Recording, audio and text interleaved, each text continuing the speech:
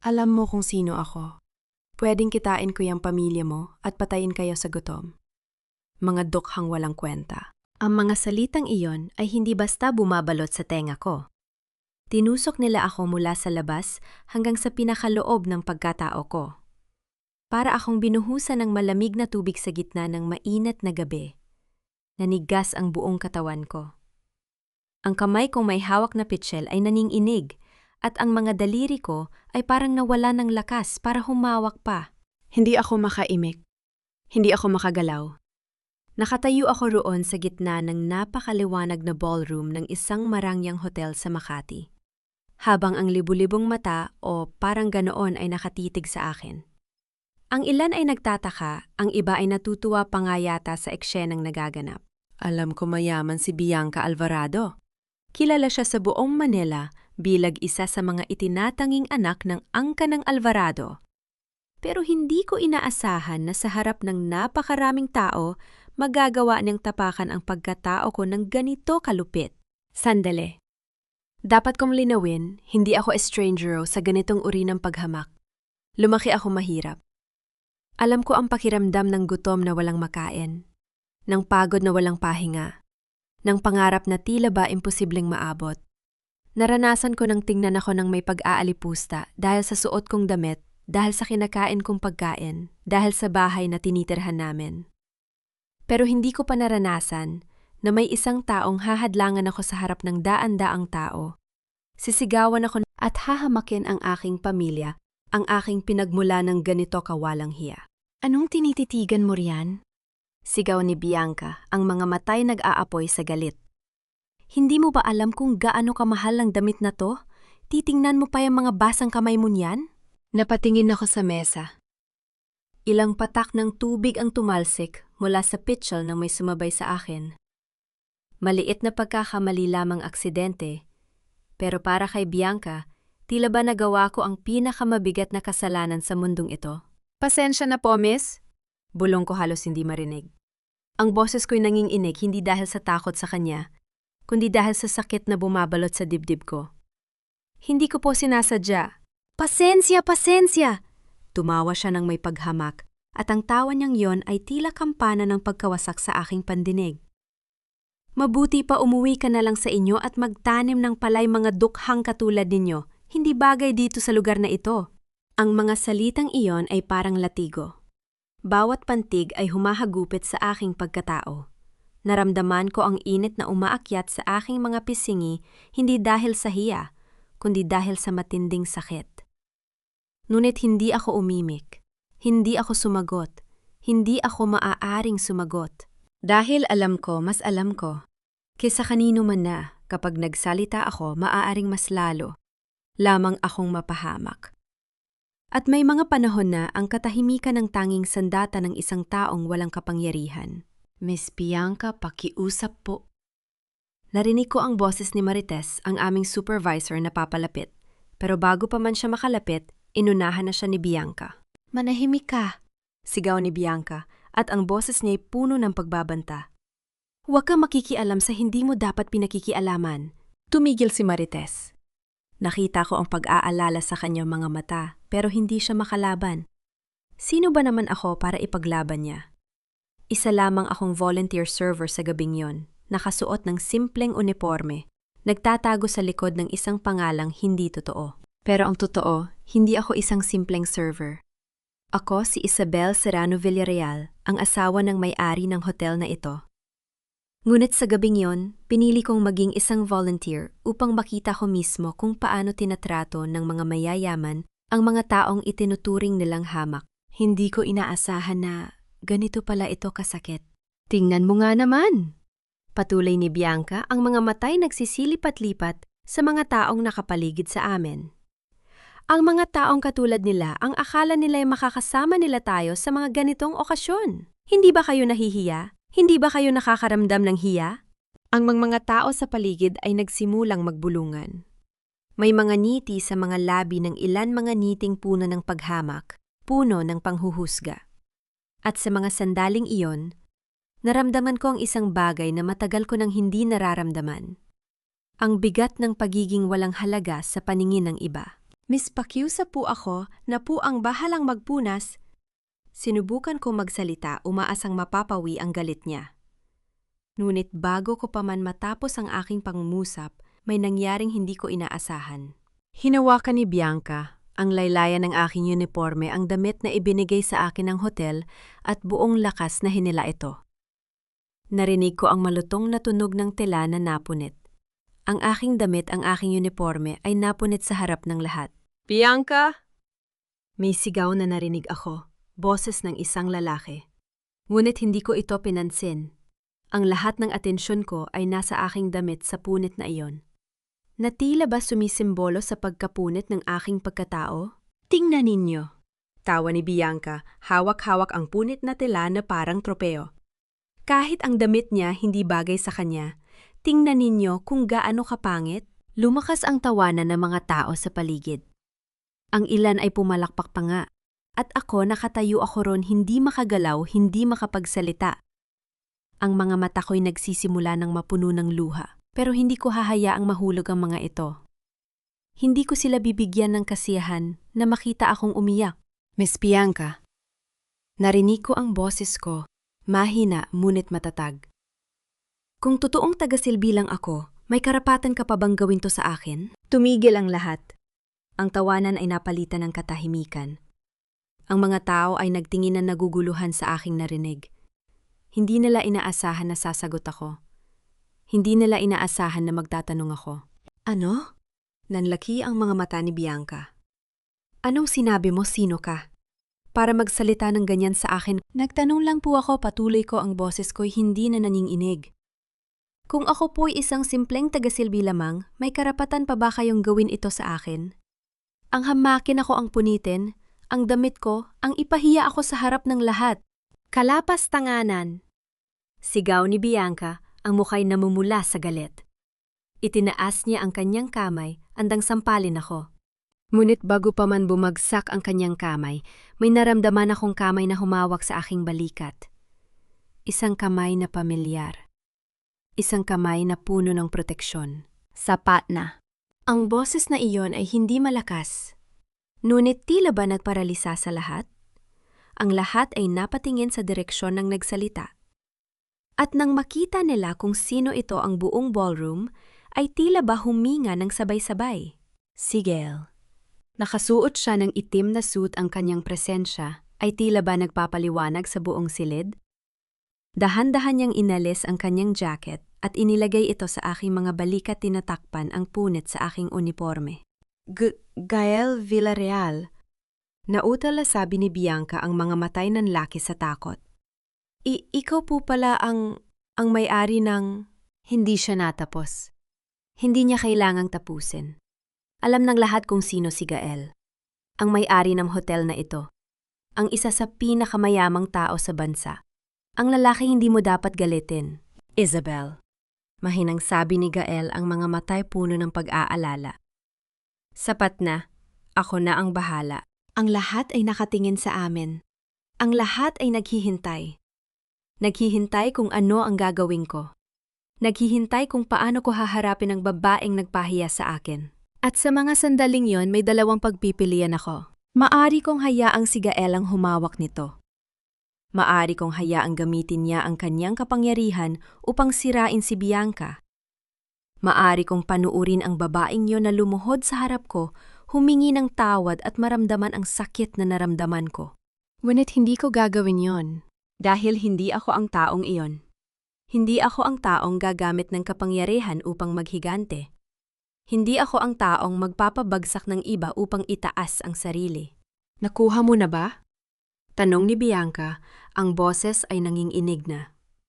Alam mo na ba kung sino ako? Pwede kong ipasara ang pamilya mo. Pwede kong ipahamak ang lahat ng mahal mo. Ngunit hindi ako natakot. Hindi na ako natatakot. Ako na! Sabi ko kay Gael. Hinawakan ang kanyang kamay. Ako na ang bahala. Nagulat si Gael. Ngunit hindi siya tumutol. Alam niyang hindi ako gagamit ng kapangyarihan upang maghigante.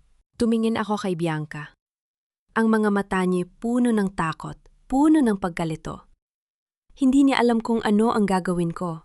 Miss Bianca, Mahinang sabi ko. Bukas sisikat ang araw, pero hindi na muling magiging pareho ang mundo mo. At nang sabihin ko yon, hindi ko alam kung anong ibig sabihin nito. Hindi ko alam kung ano ang gagawin ko. Ngunit alam ko na hindi ako mananatiling biktima. Tumalikod ako at naglakad palayo. Iniwan si Bianca na nakatayo roon, puno ng takot at pagkalito. At sa aking paglalakad na, rinig ko ang boses ni Marites mahina, ngunit puno ng paghanga. Isabel? Hindi ako lumingon. Hindi ako tumigil. Patuloy akong naglakad dala-dala ang punit na uniforme at ang sakit na hindi pa rin ganap na nawawala. Ngunit sa aking puso may isang bagay na nagbabago. Isang bagay na hindi ko pa lubos na nauunawaan. Isang bagay na magbabago sa lahat. Ang unang sinag ng araw ay sumalubong sa akin nang imulat ko ang aking mga mata. Nasa penthouse kami ni Gael, mataas sa ibabaw ng lungsod ng Makati, at sa ibaba, ang mundo ay tila payapa mga sasakya ang nagsisimula ng gumalaw mga taong nagmamadali sa kanilang mga buhay. Hindi nila alam. Wala silang ideya na kagabi, sa isang ballroom, ilang metro lamang ang layo. Ang mundo ko ay nagbago sa parang hindi ko pa lubos maunawaan. Naramdaman ko ang mga braso ni Gael na pumulupot sa akin mula sa likuran. Ang kanyang baba ay nagpahinga sa aking balikat, ang kanyang hininga ay mainit sa aking leeg. Gising ka na pala? Mahina niyang sabi. Hindi ka na ba makatulog? Hindi ko alam. Pag-amin ko ang boses ko'y paos. Parang kagabi lang ang nangyari, pero parang isang taon na rin ang lumipas. Hinigpitan niya ang kanyang yakap.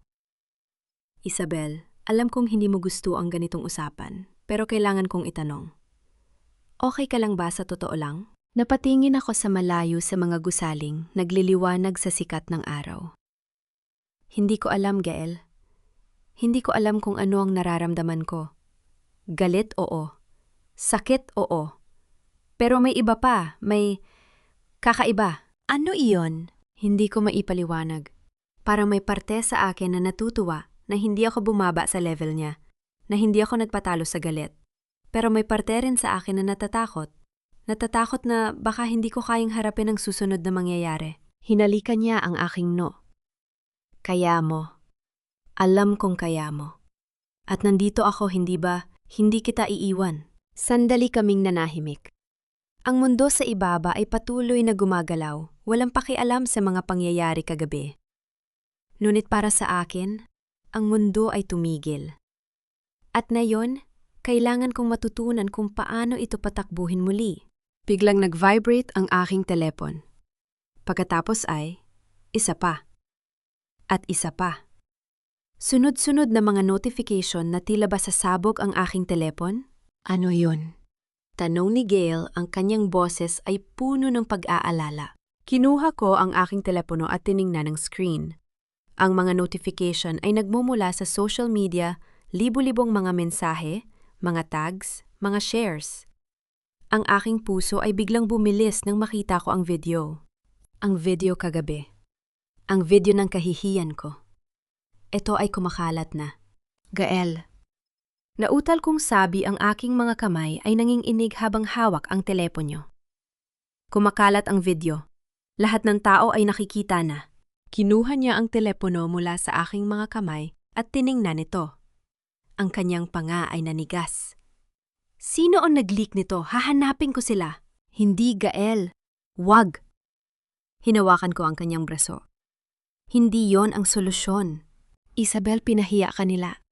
Hindi ko kayang hayaan na hindi mo kailangang gawin ng anumang bagay, putol ko. Tingnan mo ang mga komento. Tiningnan niya ang screen at ang kanyang ekspresyon ay nagbago. Ang mga komento ay hindi laban sa akin sila, ay laban kay Bianca. Libu-libong mga tao ang nagtatanggol sa akin, umaatake sa kanya. Ang hashtag na Justice for Isabel ay nagtetrend sa buong bansa. Hindi ko ito inaasahan, mahinang sabi ko. Hindi ko inaasahan na may makikinig. Isabel, hindi mo ba naiintindihan? Tumingin siya sa akin, ang kanyang mga mata ay puno ng paghanga. Hindi ka lamang nanalo kagabi. Ibinigay mo sa mga tao ang isang boses. Ipinakita mo sa kanila na ang isang tagasilbi ay may dignidad. na ang isang mahirap ay may karapatan sa respeto. Bago ko pa man masagot ang aking telepono ay nagring muli. Ang screen ay nagpakita ng isang pangalan na nagpadala ng malamig na panginginig sa aking gulugod. Si Doña Carmen Villarreal, ang aking biyenan. Kailangan kong sagutin ito, sabi ko kay Gael. Ang aking boses ay matatag kahit na ang aking mga kamay ay nanginginig. Kung hindi lalong lalala, tumango siya at lumayo, binibigyan ako ng espasyo. Hininga ako ng malalim bago sinagot ang tawag. Magandang umaga, Doña Carmen. Isabel? Ang kanyang boses ay malamig matalas. Nakita ko ang video. Nakita ko ang lahat. Opo, alam ko po. Kumakalat na po ito sa... Hindi ako tumatawag upang pag-usapan ang video, putol niya. Tumatawag ako upang sabihin sa'yo na dapat mong pinatulan siya. Dapat sinampal mo siya pabalik. Natigilan ako. Ano po? Ang babaeng iyon ay nagpahiya sa iyo sa harap ng daan-daang tao. Pinarumihan niya ang pangalan ng pamilya Villarreal. At ano ang ginawa mo? Naglakad ka lamang palayo na parang walang nangyari, hindi ka pa rin natuto.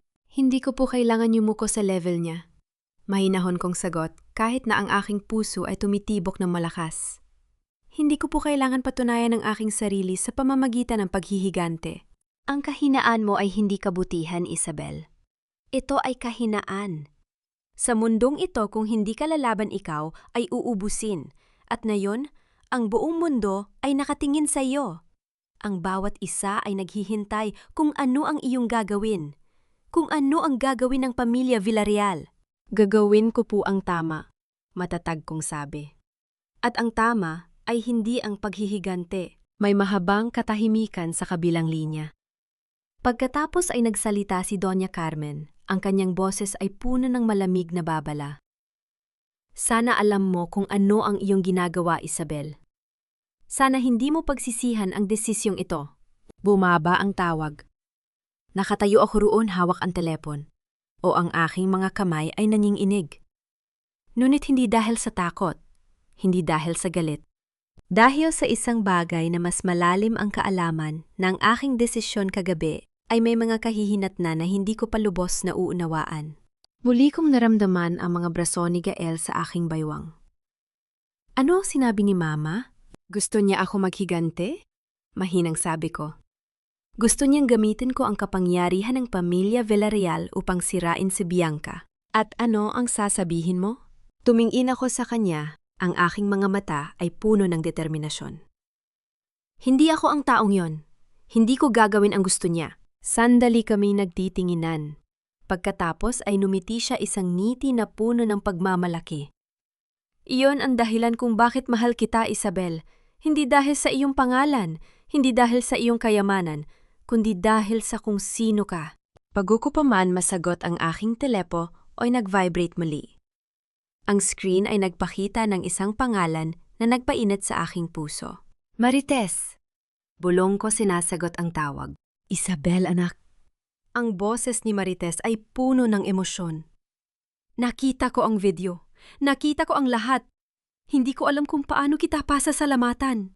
Marites, hindi mo kailangang... Hindi pakinggan mo ako.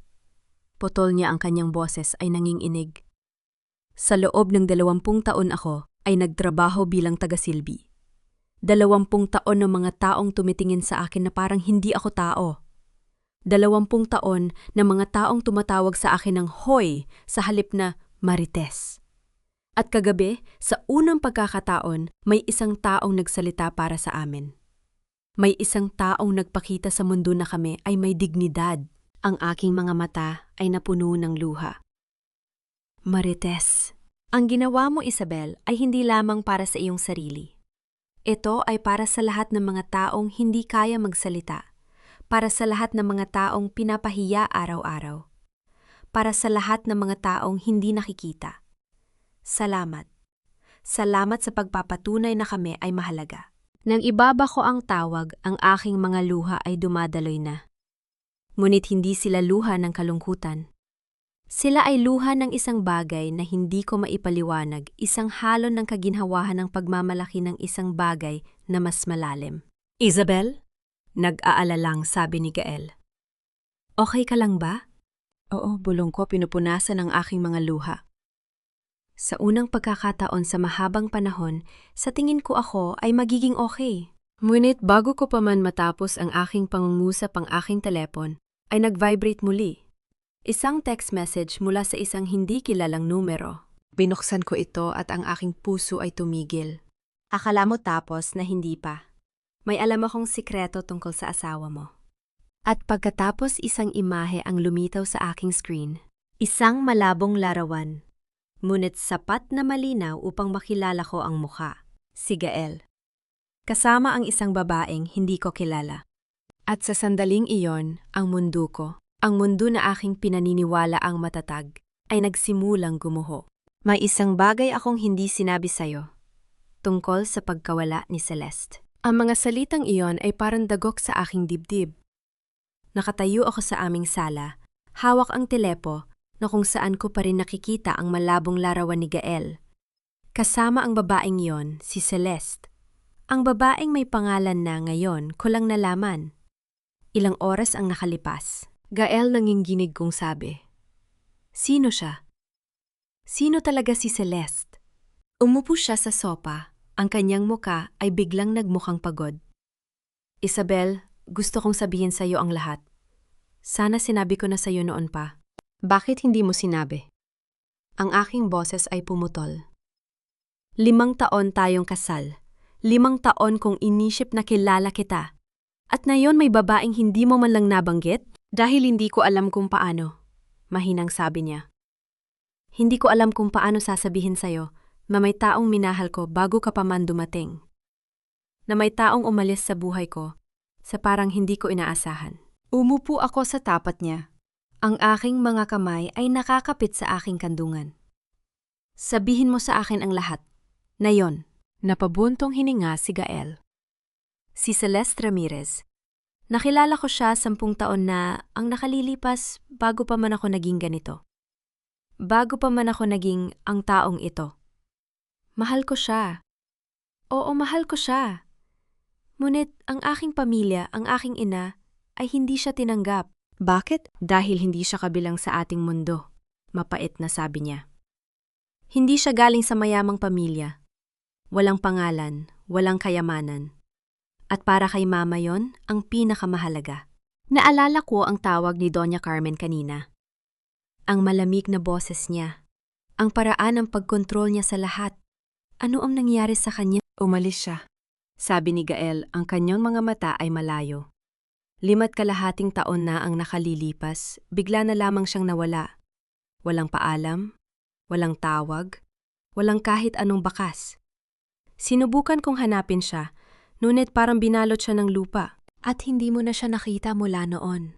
Hindi na nilingon niya ako. Ang kanyang mga mata ay puno ng kahit anong hindi ko maintindihan. Hanggang sa makilala kita. Hanggang sa nahanap kita, Isabel. At naisip ko na baka yon na ang dahilan kung bakit nawala si Celeste upang makarating ka sa akin. May isang bagay sa kanyang mga salita na hindi tama. May isang bagay na hindi ko maipaliwanag. Ngunit ang aking likas na ugali ay nagsasabi sa akin na meron siyang hindi sinasabi. Gael, dahan-dahan kong sabi. May iba ka pang hindi sinasabi sa akin. Alam ko. Tumingin siya sa akin, ang kanyang mukha ay nagbago. Ang kanyang mga mata ay naging seryoso, puno ng isang bagay na hindi ko pa nakikita sa kanya dati. Isabel? Mahinang sabi niya. May isang bagay akong hindi sinabi sa'yo. Tungkol sa pagkawala ni Celeste. Ang aking puso ay tumigil. Ano iyon? Binuksan niya ang kanyang bibig upang magsalita at pagkatapos ang doorbell ay tumunog. Napatingin kaming dalawa sa pintuan. Ang tunog ay paulit-ulit nagmamadali. Parang may napakahalagang dahilan. Sandali? Sabi ni Gael tumatayo. Sino kaya iyon? Gael, huwag mong iwasan ang sasabihin mo sa akin. Sabi ko, ang aking boses ay puno ng desperasyon. Kailangan kong malaman. Babalikan kita pangako. Sabi niya naglalakad patungo sa pintuan. Hayaan mo lang akong tingnan kung sino yon. Binuksan niya ang pinto. At ang mundo ko ay tumigil. 2 lalaki ang nakatayo sa aming pintuan, nakasuot ng pormal na damit, may hawak na mga badge. Ang kanilang mga mukha ay seryoso at malamig. Mr. Villarreal. Sabi ng isa ang kanyang boses ay opisyal. Ako si Detective Ramos mula sa Makati Police. Ito si Detective Cruz. Ano ang kailangan ninyo? Naguguluhang sabi ni Gael. Bakit kayo nandito? Tumingin ang detective kay Gael pagkatapos ay sa akin. Pagkatapos ay bumalik kay Gael. Ang kanyang mga mata ay walang emosyon. Mr. Villarreal, may kaso po kayo ng pagpatay kay Celeste Ramirez. Ang mga salita ay parang kulog sa aking tainga. Ang aking mga tuhod ay nanlambot. Ang aking mga kamay ay nanginginig. Ano? Bulong ni Gael, ang kanyang mukha ay namutla. Anong pinagsasabi niyo? Meron kaming warrant para sa iyong pag-aresto. Patuloy ng detective, inilabas ang isang papel. May ebidensya na nag-uugnay sa iyo sa pagkawala at pagkamatay ni Celeste Ramirez. 5 taon na ang nakalilipas. Hindi ito totoo. Sabi ni Gael, ang kanyang boses ay nanginginig. Hindi ko siya pinatay. Mahal ko siya. Kailangan naming dalhin ka sa istasyon para sa formal na pagsisiyasat. Sabi ng detective. May karapatan kang manahimik. Anumang sasabihin mo ay maaaring gamitin laban sa iyo sa korte. Nakita ko ang mga kamay ni Gael na nanginginig habang inilalabas niya ang kanyang mga kamay. Nakita ko ang takot sa kanyang mga mata, isang takot na hindi ko pa nakikita sa kanya dati. Isabel. Lumingon siya sa akin, ang kanyang boses ay puno ng desperasyon. Isabel, hindi ko ginawa ito. Pangako sa iyo, hindi ko ginawa ito. Hindi ako makagalaw. Hindi ako makapagsalita. Ang aking mga paa ay tila nakatanim sa sahig. Mr. Villarreal, kailangan naming umalis na. Sabi ng detective, hinawakan ang braso ni Gael. Isabel, tawagan mo si Attorney Santos. Mabilis na sabi ni Gael habang inaakay siya ng mga detective patungo sa pintuan. Sabihin mo sa kanya ang lahat. Sabihin mo sa kanya na hindi ko ginawa ito. Isabel, pakiusap. At pagkatapos ang tunog ng mga posas na sumasara, click. Ang tunog nga iyon, ang tunog ng metal na sumasara sa pulso ng aking asawa ay parang isang hatol. Isang hatol na hindi ko maintindihan. Isang hatol na hindi ko alam kung paano haharapin. Natayo ako sa aming sala. Ang aking mga paa ay nagyelo. Ang aking puso ay parang basag na salamin. Ang aking asawa, ang lalaking minahal ko, ang lalaking pinagkatiwalaan ko, ay inaakay palayo ng mga pulis para sa isang kasong pagpatay. At ang tanging bagay na naiisip ko ay ang mga salitang sinabi niya bago pa man tumunog ang doorbell. May isang bagay akong hindi sinabi sa'yo tungkol sa pagkawala ni Celeste. Ano ang hindi niya sinabi? Ano ang itinatago niya? At higit sa lahat, kilala ko ba talaga ang lalaking pinakasalan ko? Ang aking mga tuhod ay tuluyang lambot. Bumagsak ako sa sahig, ang aking mga luha ay dumadaloy ng hindi ko mapigilan. Ang mundo na aking pinaniniwala, ang matatag ang mundo na aking itinayo sa paligid ng aking asawa ay gumuho sa isang iglap. At sa gitna ng lahat ng ito, ang aking telepono ay nag-vibrate muli. Isang text message mula sa hindi kilalang numero. Nakikita mo na ba ang totoo? Wala akong kasalanan. Hanapin mo si Celeste. Buhay pa siya. Ang mga salitang iyon ang huling narinig ko mula kay Gael bago siya isakay sa loob ng pulang sasakyan ng pulisya. Nakatayo ako sa harap ng aming bahay. Ang malamig na hangin ng gabi ay parang palaso na tumatagos sa aking dibdib. Ang kanyang mga mata, ang mga matang iyon na minsang tumingin sa akin ng may pagmamahal, na minsang nanghako ng habang buhay, ay ngayon ay puno ng takot at desperasyon. Buhay pa siya. Ulit ko sa aking sarili, ang mga salita ay parang dayuhang wika na hindi ko maintindihan. Buhay pa si Celeste. Ngunit paano? Paano mabubuhay ang isang babaeng 5 taon nang nawawala? Paano mabubuhay ang isang babaeng pinaghihinalaang pinatay ng aking asawa? Ang aking mga kamay ay naninginig habang hawak ko ang aking telepono. Ang text message na iyon, ang anonymous na mensaheng iyon na paulit-ulit na bumabagabag sa akin ay nakabukas pa rin sa aking screen. Nakikita mo na ba ang totoo? Hindi ko alam kung ano ang totoo. Hindi ko alam kung sino ang paniniwalaan. Ang tanging bagay na alam ko ay ang mundo na aking pinaniniwalaang matatag ay gumuho sa harap ng aking mga mata. Tumakbo ako, papasok sa bahay, ang aking mga hakbang ay mabigat at naguguluhan. Kailangan kong tawagan si Attorney Santos. Yon ang huling bilin ni Gael. Ngunit bago pa man ako makapag-dial ang aking telepono, ay nagring. Ang pangalan sa screen ay nagpalamig sa aking dugo. Mommy Villarreal. Isabel? Ang boses ng aking biyenan ay malamig at matalim, walang bakas ng init na dati kong nararamdaman mula sa kanya. Narinig ko ang nangyari. Nasa balita na lahat. Mami, hindi ko alam kung ano ang nangyayari. Tumahimik ka. Putol niya ang kanyang boses ay puno ng galit. Ikaw ang dahilan kung bakit nagkaganito ang anak ko. Kung hindi ka nagpakamartir sa party na yon, hindi sana ito nangyari. Ang aking puso ay tumigil. Mami, paano? Lahat ng mata ay nakatingin sa atin, Isabel. Lahat ng kamera, lahat ng balita. Ang aking anak, ang CEO ng Villarreal Corporation, ay inaresto dahil sa pagpatay. At lahat ng ito ay dahil sa iyo. Hindi ko kasalanan. Wala kang karapatang magsalita. Matalim na putol niya. Mula nang pakasalan ka ni Gael, nagbago na siya. Lumayo siya sa pamilya. Lumayo siya sa kanyang mga responsibilidad. At nayon nakikita ko kung bakit. Ikaw ang nagdala ng kapahamakan sa aming pamilya. Ang mga salita ay parang latigo na humahampas sa aking muka. Naramdaman ko ang aking mga luha na tumutulo, ngunit hindi ako makapagsalita. Ang bawat paghinga ay masakit. Kung mayroon kang kahit katiting na pagmamahal kay Gael. Patuloy niya ang kanyang boses ay nanginginig sa galit. Aayusin mo ito. Ngunit kung hindi mo kaya, huwag mo nang pakialaman ang pangalan ng aming pamilya. At pagkatapos ang linya ay patay. Ang aking mga tuhod ay nanlambot. Bumagsak ako sa sofa. Ang aking mga luha ay dumadaloy nang hindi ko mapigilan. Ang aking biyenan, ang babaeng minsang tumawag sa akin na anak, ay sinisisi ako sa lahat. Ang pamilya na aking pinaghirapang mahalin ay tumalikod sa akin.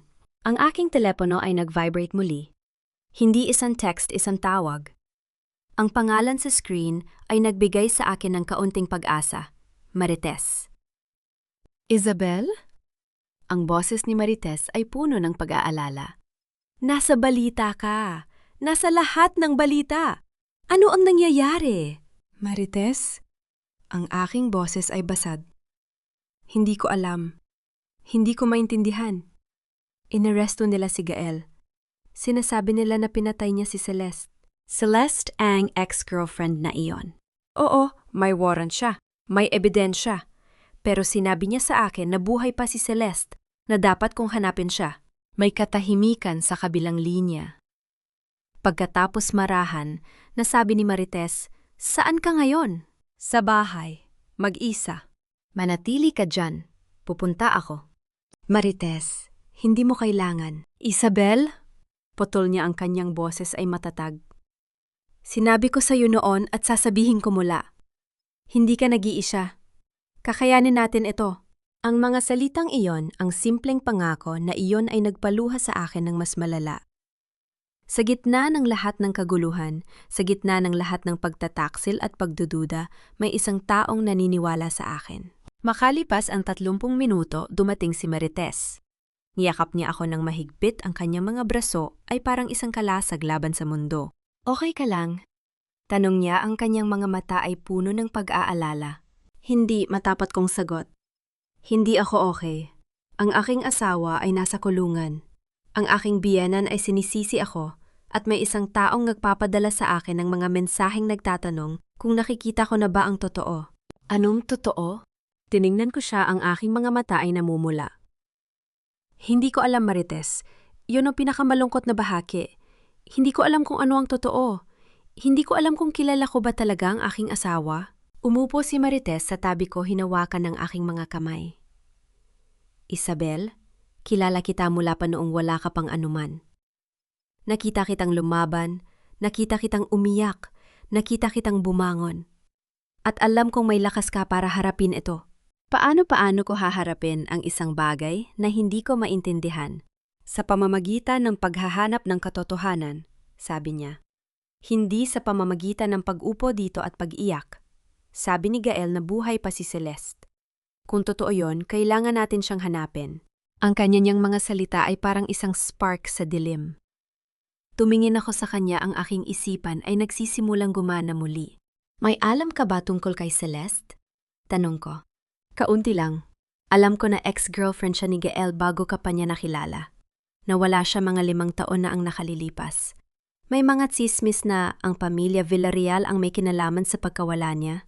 Anong tsismis? Na hindi siya gusto ng pamilya Villarreal.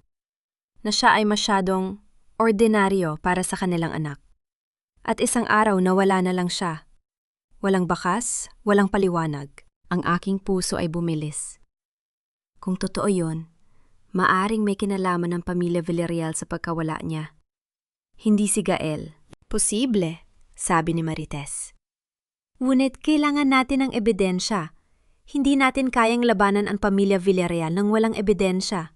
Tumayo ako, ang aking isipan ay biglang malinaw.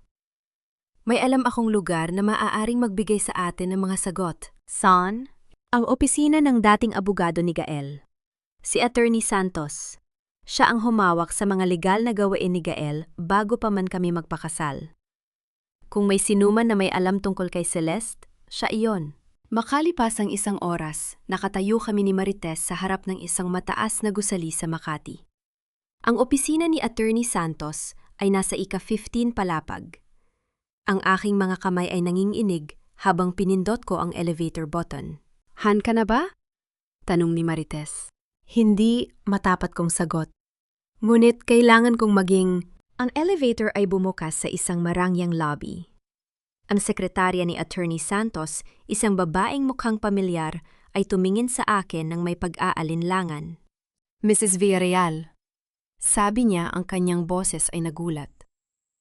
Hindi ko alam na darating kayo. Kailangan kong makita si Attorney Santos. Sabi kong aking boses ay matatag. Nayon, si Attorney Santos ay nasa isang meeting. Sabihin mo sa kanya na ito ay tungkol kay Celeste Ramirez. Ang pangalan ay nagpalamig sa hangin. Ang sekretarya ay tumingin sa akin ng kanyang mga mata, ay nagbabasa ng isang bagay na hindi ko maintindihan. Pagkatapos tumango siya at kinuha ang telepo. Makalipas ang ilang minuto, dinala kami sa isang pribadong opisina. Si Attorney Santos, isang lalaking nasa edad 50, may kulay abo na buhok at matalim na mata, ay nakatayo sa likod ng kanyang mesa. Mrs. Villarreal, sabi niya, ang kanyang boses ay seryoso. Narinig ko ang tungkol kay Gael. Nakakalungkot. Attorney Santos, kailangan ko ng tulong. Sabi ko umupo sa harap niya. Kailangan kong malaman ang tungkol kay Celeste Ramirez. Ang kanyang muka ay nagbago. Isang bahagyang pag-igting sa kanyang panga, isang mabilis na pagkurap ng kanyang mga mata. Mrs. Villarreal, ang mga impormasyon tungkol kay Celeste ay kumpidensyal. Attorney Santos, putol ko, ang aking boses ay nanginginig ngunit matatag. Ang aking asawa ay nasa kulungan. Siya ay inakusahan ng pagpatay sa isang babaeng sinasabi niyang buhay pa. Kailangan kong malaman ang katotohanan. May mahabang katahimikan. Tiningnan ako ni Attorney Santos nang may pag-aaral ang kanyang mga mata ay naghahanap ng isang bagay sa aking mukha. Bakit mo gustong malaman? Tanong niya. Dahil kung hindi ko malalaman ang katotohanan, maaaring mawala sa akin ang lahat. Ang aking asawa, ang aking tahanan, ang aking buhay. Ang kanyang mga mata ay lumambot. Binuksan niya ang isang drawer, kinuha ang isang makapal na folder.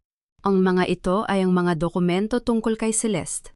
Sabi niya, inilagay ang folder sa harap ko. Ang mga ito ay dapat na kumpidensyal, ngunit sa sitwasyon na ito, sa tingin ko, kailangan mong malaman. Ang aking mga kamay ay nanginginig habang binuksan ko ang folder. Ang mga dokumento ay puno ng mga legal na termino na hindi ko maintindihan. Ngunit sa gitna ng lahat ng ito, may isang bagay na nagpalamig sa aking dugo. Isang litrato. Isang litrato ni Celeste, isang magandang babae na may mahabang itim na buhok at malungkot na mga mata. Ngunit hindi iyon ang nagpalamig sa akin. Ang nagpalamig sa akin ay ang nakikita sa litrato. Si Celeste ay buntis.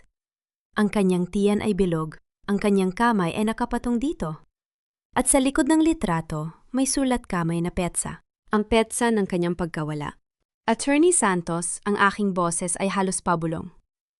Sino ang ama ng batang ito? Ang kanyang katahimikan ay nagsalita ng 1,000 salita. Attorney Santos, pakiusap.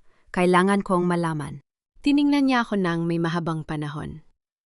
Pagkatapos marahan niyang sinabi, "Hindi ko alam, Mrs. Villarreal, ngunit may isang bagay na alam ko. May isang bata na ipinanganak sa araw na yon. Isang bata na ipinanganak sa lihim." Tiningnan ko ang litrato, ang aking isipan ay nagugulo. Isang bata. Isang bata na ipinanganak sa araw na nawala si Celeste. Nasaan ang bata? Tanong ko. Hindi ko alam, sabi ni Attorney Santos. Ngunit kung may sinuman na makakahanap sa kanya, ikaw yon, Mrs. Villarreal. Ang kanyang mga salita ay parang isang hamon. Isang hamon na hindi ko alam kung kaya kong harapin. Ngunit habang hawak ko ang litra, habang nakikita ko ang mga mata ni Celeste na nakatingin sa akin, alam kong wala akong pagpipilian. Kailangan kong hanapin ang katotohanan. Kahit nasirain ito ang lahat ng pinaniniwalaan ko. Siya ang nagdala sa akin dito. Siya ang dapat na mag-alaga sa akin. Ngunit iniwan niya ako. Iniwan niya ako dito kasama ang mga estrangjero. Ang boses ng bata ay tila baguhit ng salamin na bumabasag sa katahimikan ng orphanage. Naramdaman kong tumigil ang mundo. Ang aking mga paa ay tila ba nakatanim sa sahig, ang aking mga kamay ay nanginginig, at ang aking dibdib ay sumisikip na parang may humihigpit na lubid sa paligid nito. Luna, hihawag mong sabihin yan. Malumanay na sabi ni Sister Maria, ang kanyang mga mata ay puno ng awa. Ang iyong ina ay may dahilan. Wala siyang dahilan. Sigaw ng bata, ang kanyang maliit na muka ay namumula. Ang ibang mga bata ay may mga magulang na bumabalik. Ako, wala. Hindi siya bumalik. Hindi kailanman. Nakatayo ako sa pintuan ng silid-aralan. Hawak ang folder ni Attorney Santos na puno ng mga dokumento at ang litrato ni Celeste na buntis. Ang aking puso ay tumitibok ng napakabilis. Ang aking mga tuhod ay tila ba malalaglag. Ang batang ito, na may mga mata na tila ba mga bituin sa gabi, mga mata na kasing tindi ng kay Gael ay si Luna. Luna, tawag ni Sister Maria, may bisita ka. Ang batang babae ay lumingon. Ang kanyang mga mata ay nagliliwanag na may pag-asa. Ang kanyang maliit na katawan ay tumakbo patungo sa akin.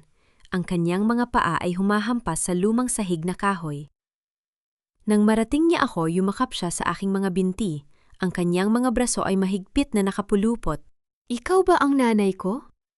Tanong niya, ang kanyang boses ay puno ng pag-asa na halos dumurog sa aking puso. Ang mundo ay tila huminto.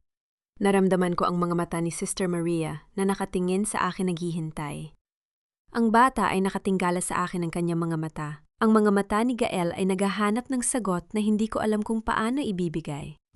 Marahil? Ang aking boses ay paos hindi matatag.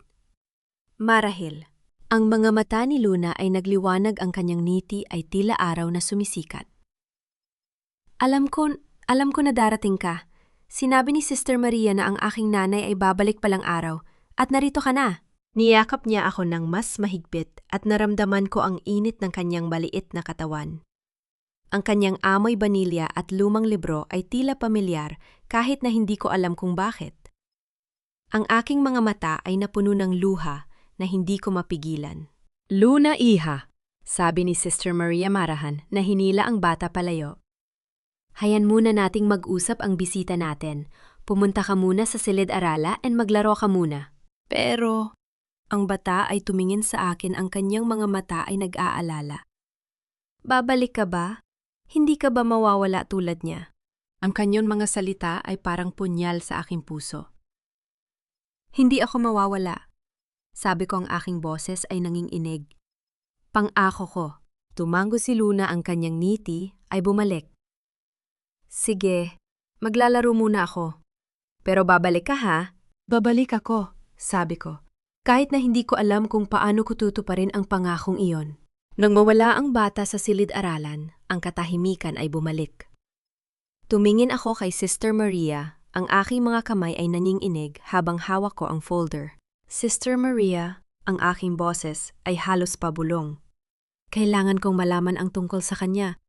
Tungkol sa kung paano siya napunta dito. Tiningnan ako ni Sister Maria nang may pag-aaral. Siya ay isang matandang babae, mga 60 taong gulang, na may mga mata na tila nakakita ng maraming sakit sa mundo. Ang kanyang mga kamay ay magaspang, ang kanyang mukha ay puno ng mga kulubot na tila mga mapa ng mga lansangan na nilakbay niya.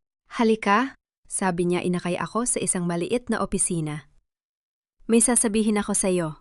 Ang opisina ay maliit, puno ng mga libro at mga dokumento. Ang mga bintana ay maalikabok, ang liwanag ay sinala ng mga lumang kortina. Umupo ako sa isang upuan na langit-ngit habang si Sister Maria ay kumuha ng isang kahon mula sa isang aparador. 5 taon na ang nakalipas. Sabi niya, ang kanyang boses ay seryoso. Isang babae ang dumating dito. Siya ay buntis, malapit ng manganak. Siya ay takot, hindi ko pa nakita ang isang babae na labis na takot. "Si Celeste?" Tanong ko, ang aking boses ay nanginginig. Tumango si Sister Maria. Hindi niya sinabi ang kanyang pangalan. Ngunit may dala siyang isang sulat at isang maliit na kahon. Sinabi niya na kung may darating na babae na nagngangalang Isabel, ibigay ko ang mga ito. Ang aking puso ay tumigil. "Isabel?" Sinabi niya ang pangalan ko. "Oo," sabi ni Sister Maria, inilagay ang kahon sa harap ko. Sinabi niya na ikaw ang tanging makakaunawa, na ikaw ang tanging makakapag-alaga kay Luna. Ang aking mga kamay ay nanginginig habang binuksan ko ang kahon. Sa loob may isang sulat dilaw na lumana at isang maliit na kwintas na may pendant na hugis puso. "Basahin mo," sabi ni Sister Maria. "Basahin mo ang sulat." Kinuha ko ang sulat, ang aking mga daliri ay nanginginig. Ang papel ay manipis, halos masira. Binuksan ko ito at nagsimulang magbasa. "Kung nabasa mo ito, ibig sabihin hindi na ako ligtas. Alagaan mo si Luna. Mahal ko si Gael pero hindi sapat ang pag-ibig para protektahan kami." Ang mga salita ay tila apoy na sumusunog sa aking mga mata. Si Celeste, mahal niya si Gael, ang aking asawa. Ang mga salita ay tila mga karayom na tumutusok sa aking puso. "May higit pa," sabi ni Sister Maria, ang kanyang boses ay mahina. Sa likod ng sulat, binaligtad ko ang papel at nakita ko ang isang sulat kamay na nanginginig, halos hindi mabasa. Ang pumatay sa akin ay hindi si Gael. Ito ay ang kanyang ina. Ang mundo ay tila huminto. Ang aking mga kamay ay nanginginig. Ang aking mga mata ay nabasa. Ang kanyang ina, si Doña Consuelo Villarreal, ang aking biyen, ang babaeng tumawag sa akin upang sisihin ako sa pagkakabilanggo ni Gael. Hindi ang aking bulong ay halos hindi marinig. "Hindi maaari, Sister Maria." Ang aking boses ay nanginginig. Sino ang nagdala kay Luna dito? Sino ang nag-iwan sa kanya? Tiningnan ako ni Sister Maria nang may mahabang panahon, ang kanyang mga mata ay naghahanap ng isang bagay sa aking muka. Pagkatapos marahan niyang sinabi, ang babae na nagdala sa kanya ay hindi si Celeste. Siya ay isang matandang babae may kulay abo na buhok, nakasuot ng mamahaling damit. Hindi niya sinabi ang kanyang pangalan, ngunit sinabi niya ang isang bagay na hindi ko malilimutan. "Ano iyon?" Tanong ko, ang aking puso ay tumitibok ng napakabilis. Sinabi niya, ang batang ito ay hindi dapat malaman ang katotohanan. Kung may magtangkang hanapin siya, sabihin mo sa kanila na siya ay patay na ang batang ito ay hindi na umiiral. Ang mga salita ay tila kulog sa aking mga tainga. Ang matandang babae, ang babaeng may kulay abo na buhok, nakasuot ng mamahaling damit, ay si Doña Consuelo, ang aking biyenan. Ang babaeng nag-iwan kay Luna dito na itinago ang katotohanan sa loob ng 5 taon. Siya ba ang pumatay kay Celeste? Ang aking boses ay halos hindi ko makilala. Tiningnan ako ni Sister Maria nang may mahabang katahimikan. Ang kanyang mga mata ay puno ng sakit, puno ng mga lihim na itinago niya sa loob ng maraming taon. "Hindi ko alam, anak," sabi niya, ang kanyang boses ay mahina. "Ngunit alam ko na ang babaeng yon ay takot. Takot na takot, hindi sa akin kundi sa isang bagay na kanyang ginawa." Ang kanyang mga salita ay tila isang palaisipan na hindi ko kayang lutasin. Ngunit habang hawak ko ang sulat, habang nakikita ko ang mga salita ni Celeste na nagsasabing ang kanyang ina Alam kong ang katotohanan ay mas malalim kaysa sa inaakala ko. Kailangan kong makita si Luna. Sabi ko, ang aking boses ay matatag. Kailangan kong malaman ang lahat. Tumango si Sister Maria. Si Luna ay isang mabuting bata. Matapang. Ngunit siya ay nagdadala ng isang sakit na hindi niya maintindihan. Siya ay naghihintay sa kanyang ina sa loob ng 5 taon. Ang aking puso ay napunit. Ang batang iyon, ang batang may mga mata ni Gael, ay naghihintay sa isang ina na hindi nababalik. At ang babaeng dapat na nag-alaga sa kanya, ang babaeng dapat na nagtanggol sa kanya, ay ang babaeng nag-utos na itago siya. Dalhin mo ako sa kanya. Sabi ko, ang aking boses ay nanginginig. Kailangan kong makita siya.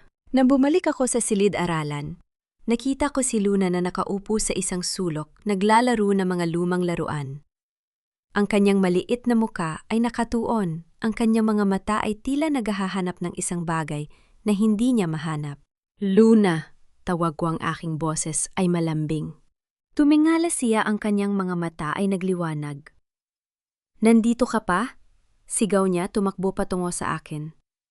Akala ko mawawala ka na. Hindi ako mawawala. Sabi ko, yumakap sa kanya.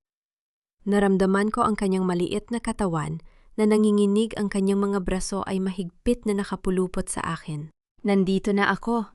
Bulong ko, ang aking mga luha ay bumabagsak. Nandito na ako at hindi na kita iiwan. Ngunit sa aking isipan, ang mga salita ni Celeste ay paulit-ulit na tumutugtog. Ang pumatay sa akin ay hindi si Gael. Ito ay ang kanyang ina, si Doña Consuelo. Ang babaeng tumawag sa akin upang sisihin ako. Ang babaeng nag-utos na itago si Luna. Ang babaeng marahil ay pumatay kay Celeste. At habang hawak ko si Luna, habang nararamdaman ko ang init ng kanyang maliit na katawan, alam kong ang laban na ito ay hindi pa tapos. Ang katotohanan ay mas madilim kaysa sa inaakala ko. At sa gitna ng lahat ng ito, isang batang babae ang naghihintay sa isang ina na hindi nababalik at isang ina na hindi pa niya kilala. Luna. Bulong ko, ang aking boses ay nanginginig. May sasabihin ako sa iyo. Tumingala siya, ang kanyang mga mata. Ang mga mata ni Gael ay naghahanap ng sagot. Hindi ako ang iyong ina. Sabi ko, ang aking mga luha ay bumabagsak. Ngunit pangako ko, aalagaan kita. Pangako ko, hindi kita iiwan. Ang kanyang mga mata ay napuno ng luha. Pero bakit ka nandito? Bakit mo ako inahanap? Dahil may isang tao na nagmamahal sa iyo. Sabi ko, ang aking boses ay paos. Isang tao na nais malaman ang katotohanan. Isang tao na handang ipaglaban ka. Niyakap niya ako ng mas mahigpit, ang kanyang mga luha ay bumabagsak sa aking balikat. At habang hawak ko siya, habang nararamdaman ko ang kanyang sakit, alam kong ang simula ng lahat ng ito, ang bata na itinago, ang babaeng pinatay, ang lihim na itinago ng aking biyanan ay magbabago sa lahat. Ngunit isang bagay ang tiyak, hindi ko siya iiwan. Hindi ko hahayaang mawala siya tulad ng pagkawala ni Celeste. Kahit na ang katotohanan ay masakit. Kahit na ang katotohanan ay maaaring sirain ako, kailangan kong ipaglaban siya. Para kay Luna. Para kay Celeste. Para sa katotohanan. Kailangan mo maunawaan, Isabel. Sabi ni Doña Consuelo, ang kanyang boses ay malamig at kalmado. Nakaupo sa harap ko sa malaking sala ng Villarreal Mansion. Ang pamilyang ito ay hindi itinayo sa pag-ibig. Ito ay itinayo sa sakripisyo. At kung hindi mo kaya magsakripisyo, wala kang lugar dito. Ang kanyang mga salita ay tumama sa akin na parang isang latigo. Naramdaman ko ang aking mga paa na nanigas sa mamahaling marble floor. Ang aking mga kamay ay nanginginig sa aking tagiliran. Ang aking mga daliri ay kumakapit sa tela ng aking damit na parabang ito ang tanging bagay na pumipigil sa akin mula sa pagbagsak. Nasaan si Celeste? Ang aking bose ay paos, halos hindi ko ito makilala. Sabi mo sa akin na siya ay patay na siya ay namatay sa aksidente. Si Doña Consuelo ay naumiti, isang nieti na hindi umabot sa kanyang mga mata. Ang kanyang mga mata ay malamig, matalim, puno ng isang bagay na hindi ko maintindihan nung una. Ngunit ngayon, nakikita ko ito ng malinaw. takot, at kasabay nito isang malamig na determinasyon. Si Celeste. Sabi niya ang kanyang boses ay mabagal at sinadya. Ay isang pagkakamali. Isang pagkakamali na sinubukan kong itama. Ang aking puso ay tumigil. Ano-ano ang ibig mong sabihin? Si Celeste ay hindi kailanman naging karapat-dapat para kay Gael. Sabi niya ang kanyang mga mata ay nakatitig sa akin ng diretsyo. Siya ay isang simpleng babae, walang pangalan, walang kayamanan, walang anumang maiaalok sa pamilyang ito. Ngunit si Gael, ang aking anak ay nahulog sa kanya. Nahulog ng labis na hindi niya nakita ang katotohanan. Ang katotohanan, ang aking boses ay nanginginig. Anong katotohanan? Si Doña Consuelo ay tumawa isang malamig. Walang kaluluwang tunog na nagpadala ng mga pang-inig sa aking gulugod. Ang katotohanan na ang mga taong tulad natin ay hindi maaaring magpakasal sa mga taong tulad nila. Ang katotohanan na ang pag-ibig ay isang luho na hindi natin kayang bilhin. Ang katotohanan na kung hindi ko ito ginawa si Gael ay masisira. Ginawa, ang aking boses ay halos isang bulong. Ano ang ginawa mo? Ang kanyang mga mata ay nagliwanag na may isang bagay na madilim. Akala mo mahal ka niya? Mahal ka niya dahil sumusunod ka. Si Celeste matigas ang ulo, kaya kailangan kong alisin siya. Ang mga salita ay tumama sa akin na parang isang pisikal na suntok. Ang aking mga tuhod ay nanghina at kailangan kong humawak sa isang upuan upang hindi ako bumagsak. Ang aking isipan ay tumatakbo, sinusubukang iproseso ang mga salitang kanyang sinabi. Inalis mo siya. Ang aking boses ay halos hindi ko makilala. Paano mo siya inalis? Si Doña Consuelo ay tumayo, ang kanyang presensya ay nagpapalaki sa silid. Ang kanyang mamahaling damit ay kumakaluskos sa bawat galaw niya. Ang kanyang mga alahas ay kumikislap sa ilaw ng chandelier. Siya ay isang reyna sa kanyang kaharian. At ako ay isang intruder na naglakas loob na tumapak sa kanyang teritoryo. Si Celeste ay hindi patay. Sabi niya ang kanyang boses ay kalmado at walang emosyon. Siya ay buhay, nakakulong sa isang lugar kung saan hindi siya makakasira sa pamilyang ito. Ang aking mga mata ay lumaki. Ang aking bibig ay bumuka. Ngunit walang mga salita na lumabas. Ang aking isipan ay tumangging tanggapin ang aking narinig. Buhay-buhay siya. Ang aking boses ay isang pabulong. Sa lahat ng mga taon na ito, siya ay buhay. Pagkumpirma ni Doña Consuelo, ang kanyang boses ay walang kahit katiting na pagsisisi. At doon siya mananatili. Hanggang sa siya ay matutong sumunod. Hanggang sa siya ay matutong unawain ang kanyang lugar. Ang aking mga kamay ay kumuyom sa aking mga tagiliran. Ang aking mga kuko ay kumakapit sa aking mga palad. Ang sakit ay nagpapaalala sa akin na ako ay gising na ito ay totoo. Hindi mo magagawa ito. Ang aking boses ay nanginginig. Hindi mo maaaring ipakulong ang isang tao. Hindi mo maaaring magagawa ko. Putol niya, ang kanyang boses ay matalim. Ginawa ko na. At gagawin ko ito muli kung kinakailangan. Ang kanyang mga mata ay tumingin sa akin at sa sandaling iyon nakita ko ang isang bagay na nagpadala ng mga panginginig sa aking buong katawan. Hindi ito galit. Hindi ito puot. Ito ay isang malamig kinakalkula na determinasyon. Ang determinasyon ng isang babae na handang gawin ang anumang bagay upang protektahan ang kanyang pamilya. Ngayon, sabi niya, ang kanyang boses ay bumabalik sa kanyang karaniwang kalmado. Alam mo na ang sikreto. Hindi na kita pwedeng pakawalan. Ang aking puso ay tumigil. Ano-ano ang ibig mong sabihin? Si Doña Consuelo ay nagumiti, ang parehong malamig na ngiti na nakita ko sa kanyang mga mata. Naintindihan mo, Isabel. Ikaw ay isang matalinong babae. Alam mo na hindi ko maaring hayaan kang umalis dito na may dalang ganitong kaalaman. Ang kanyang mga kamay ay pumalakpak ng isang beses at dalawang malalaking lalaki ang pumasok sa silid. Ang kanilang mga mukha ay walang ekspresyon. Ang kanilang mga mata ay nakatutok sa akin na parang ako ay isang bagay na kailangang kontrolin. Dalhin siya sa silid sa itaas, utos ni Doña Consuelo. Siguraduhing mananatili siya doon. Hindi mo ito magagawa. Sigaw ko ang aking boses ay puno ng takot at galit. Si Gael malalaman niya. Malalaman niya na. Si Gael putol ni Doña Consuelo, ang kanyang boses ay malamig. Ay nasa isang business trip sa Singapore. Hindi siya babalik hanggang sa susunod na linggo. At sa oras na iyon, ang kanyang mga mata ay tumingin sa akin at nakita ko ang isang bagay na nagpadala ng mga panginginig sa aking buong katawan. Magkakaroon na ako ng isang paraan upang matiyak na hindi mo sasabihin ang anumang bagay. Ang mga lalaki ay lumapit sa akin, ang kanilang mga kamay ay humawak sa aking mga braso. Sinubukan kong lumaban, sinubukan kong sumigaw, ngunit ang kanilang mga hawak ay bakal ang kanilang mga katawan ay pader na hindi ko kayang labanan. Dadalhin kanila sa iyong silid, sabi ni Doña Consuelo, ang kanyang boses ay kalmado at walang emosyon.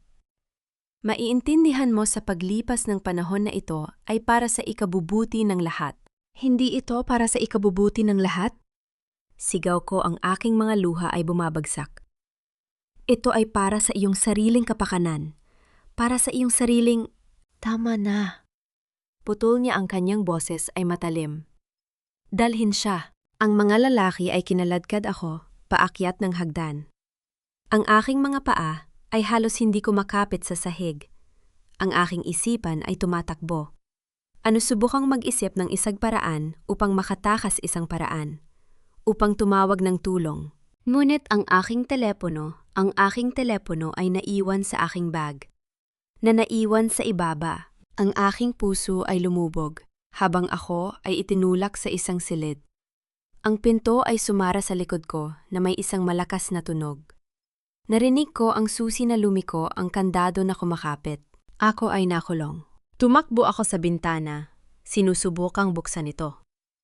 Ngunit ito ay nakalock mula sa labas. Ang aking mga kamay ay nanginginig habang sinusubukan kong hanapin ang anumang paraan upang makatakas. Ngunit walang anuman.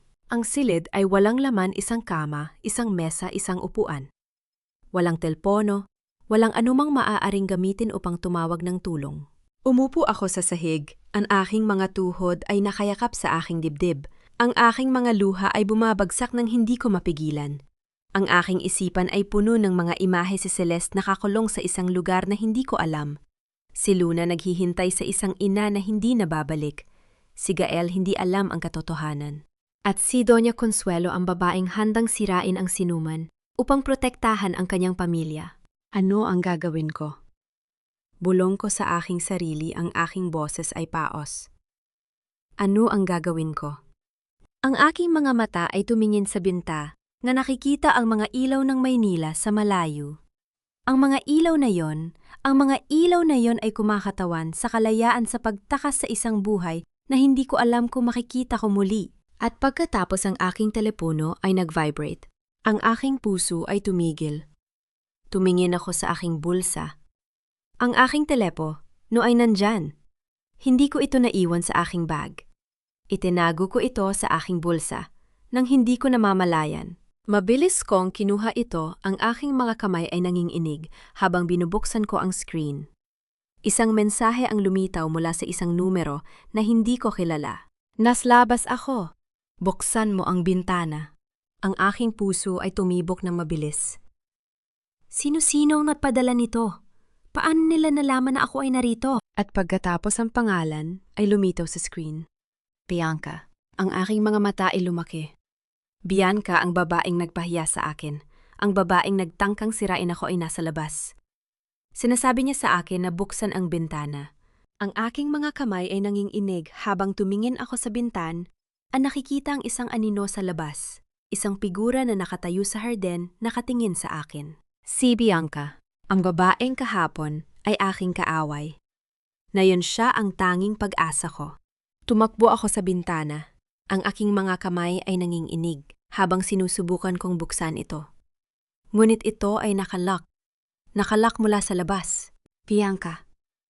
Bulong ko, ang aking boses ay puno ng pag-asa at takot. Bianca, tulungan mo ako! At habang ang aking mga daliri ay kumakapit sa bintana, habang ang aking mga mata ay nakikita ang figura sa labas na gumagalaw patungo sa akin, Alam kong ang laban na ito ay hindi pa tapos. Ang katotohanan ay mas madilim kaysa sa inaakala ko.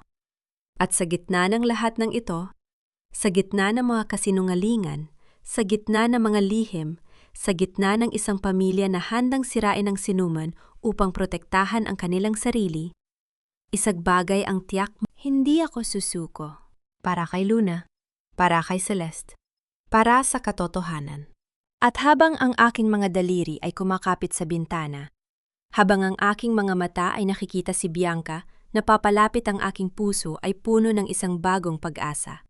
Isang pag-asa na marahil hindi ako nag-iisa sa laban na ito. Tumakbo ako sa bintana. Ang aking mga kamay ay nanginginig habang sinusubukan kong hanapin ang paraan para mabuksan ito. Nakalak pa rin, ngunit nakita ko si Bianca, napapalapit ang kanyang mga mata ay nakatutok sa akin. May dala siyang maliit na bato at sa isang tumpak na hagis, nabasag nito ang salamin sa tabi ng lock. Ang tunog ay sapat na malakas para marinig ng mga nasa loob ng mansyon. Bilisan mo! Bulong ni Bianca, ang kanyang boses ay halos hindi marinig sa hangin. Wala tayong maraming oras. Ang aking mga daliri ay dumulas sa basag, na salamin ang sakit ay hindi ko na napansin. Pinuksan ko ang bintan, ang malamig na hangin ng gabi ay humaplos sa aking mukha. Tumingin ako pababa 3 palapag, ang layo mula sa lupa. Ang aking puso ay tumibok ng malakas. Talon ka! Sigaw ni Bianca ng pabulong. Nandito ako, sasaluhin kita. Baliw ka ba? Nanginginig kong sabi. Mamamatay ako. Mamamatay ka kung manatili ka dyan. Tugon niya, ang kanyang mga mata ay nagsusumamo. Consuelo, alam kong kaya niyong patayin ang sinuman para protektahan ang sekreto niya. Naniniwala ka ba sa akin? Tumingin ako sa likod, ang pinto ay nakalak. Ngunit narinig ko ang mga yabag sa koridor. Papalapit, mabilis. Isinara ko ang aking mga mata, huminga ng malalim at lumundag. Ang hangin ay sumipol sa aking mga tainga. Ang aking tiyan ay lumutang sa takot. At pagkatapos mga bisig, malakas matatag na mga bisig na sumalo sa akin ang bigat ng aking pagkabagsak, ay nagpadulas sa aming dalawa sa damuhan. Tahan na! Sabi ni Bianca, ang kanyang boses ay paos. Nakuha na kita. Ang aking mga mata ay lumuha hindi sa sakit, kundi sa hindi makapaniwalang lunas. Ang babaeng nagpahiya sa akin sa harap ng daan-daang tao ay iniligtas ang buhay ko. Bakit? Nanginginig kong tanong. Bakit mo ako tinutulungan? Hindi siya sumagot. Hinila niya ako paupo, ang kanyang mga mata ay mabilis na tumingin sa paligid. Sundan mo ako. Nakapark ang kotse ko sa kabilang kalye. Tumakbo kami, 2 babae na dating magkaaway na yon ay magkasamang tumatakas sa dilim. Ang mga ilaw ng mansyon ay kumikislap sa likod namin. Ang mga sigaw ng mga gwardiya ay unti-unting lumalayo.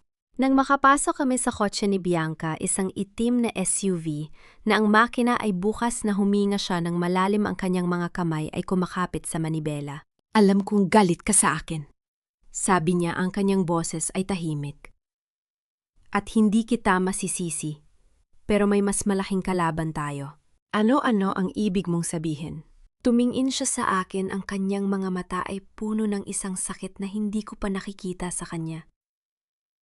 Alam mo ba kung bakit ang pamilya ko ay may negosyo sa Villarreal?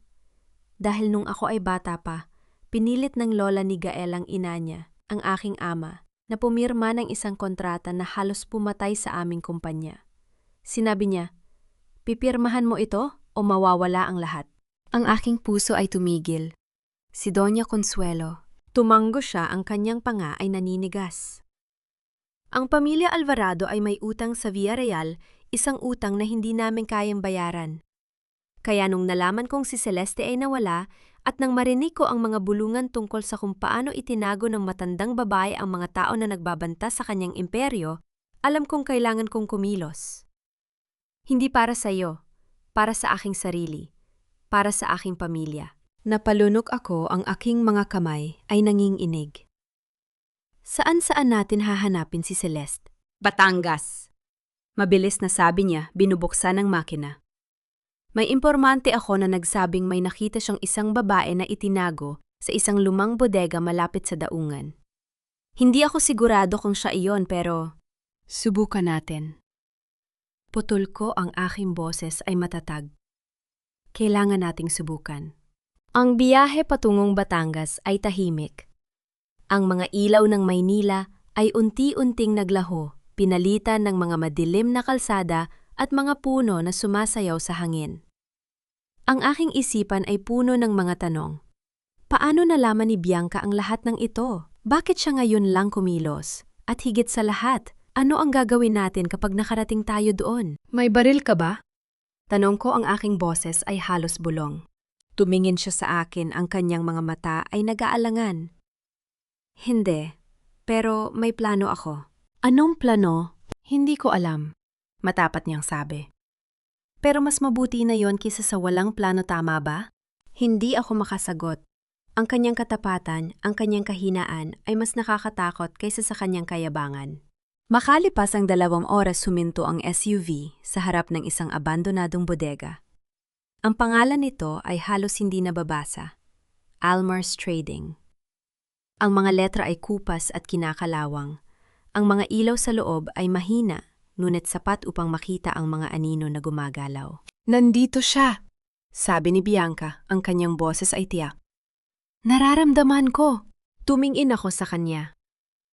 Paano mo nalaman? Ang aking ama ay nagtrabaho sa lugar na ito noong ako ay bata pa. Sabi niya, ang kanyang boses ay puno ng pait. Bago siya sirain ng pamilya Villarreal, ang bodega na ito ay pag-aari ng lola ni Gael. Ginamit niya ito upang itago ang mga taong hindi niya kayang harapin ng lantaran. Ang aking puso ay lumubog. Ang babaeng ito, ang babaeng itinuring kong kaaway, ay may mas malalim na sugat kaysa sa akin. At sa sandaling yon, nakita ko siya, hindi bilang isang kontrabida, kundi bilang isang biktima. Tara na, sabi ko. Ang aking kamay ay kumakapit sa kanyang braso. Sabay nating tapusin ito. Tumango siya, ang kanyang mga mata ay basang-basa. Salamat. Para saan? Sa hindi paghusga sa akin, bulong niya. Alam kong hindi ako naging mabuting tao, pero sinusubukan kong magbago. Hindi ako sumagot. Sa halip, hinawakan ko ang kanyang kamay at magkasama naming binuksan ang pinto ng bodega. Ang loob ay madilim at malamig, ang amoy ng kahalumigmigan at kalawang ay bumabalot sa hangin. Ang mga kahon ay nakasalansan sa bawat sulok, ang mga anino ay sumasayaw sa mahinang ilaw mula sa isang bumbilya sa kisame. At pagkatapos narinig ko ito, isang mahinang halinghing, isang tunog ng isang taong umiiyak o humihingi ng tulon. Celeste? Sigaw ko ang aking bose as ay echo sa walang laman na espasyo. Celeste, nandito kami. Ang halinghing ay tumigil. At pagkatapos isang boses mahina at paos ngunit buhay, Isabel? Isabel, ikaw ba yan? Tumakbo ako. Patungo sa tunog, ang aking mga paa ay nadudulas sa basang sahig. Sa sulok sa likod ng mga kahon, nakita ko siya, isang babae, payat at maputla, ang kanyang mga kamay ay nakatali sa isang upuan. Ang kanyang muka ay puno ng mga pasa. Ang kanyang mga mata ay lumubog, ngunit ang kanyang mga mata ay nagniningning. Celeste! Bulong ko, ang aking mga luha ay bumabagsak. Buhay ka, Isabel. Sabi niya, ang kanyang boses ay nanginginig. Akala ko hindi na kita makikita. Mabilis kong niluwagan ang kanyang mga tali, ang aking mga kamay ay nanginginig. Si Bianca ay tumayo sa tabi namin, ang kanyang mga mata ay puno ng takot at awa. Kailangan nating umalis dito. Sabi ni Bianca, ang kanyang boses ay apura. Bago may dumating. Tinulungan ko si Celeste na tumayo, ang kanyang katawan ay nanginginig sa bawat hakbang. Siya ay mas magaan kaysa sa inaasahan ko, mga buto na natatakpan ng balat. Celeste? Sabi ko, ang aking boses ay malambot. Ano ang nangyari? Paano ka napunta dito? Umiling siya, ang kanyang mga mata ay puno ng luha. Si Consuelo ang iyong biyenan. Siya ang nagdaan sa lahat. Nung gabi na nawala ako, tinawag niya ako sa mansyon. Sinabi niya na may kailangan siyang sabihin sa akin tungkol kay Gael, tungkol sa'yo. Pero nang dumating ako, may mga lalaki na naghihintay. Itinali nila ako, dinala ako dito. Bakit? tanong ko, ang aking boses ay nanginginig.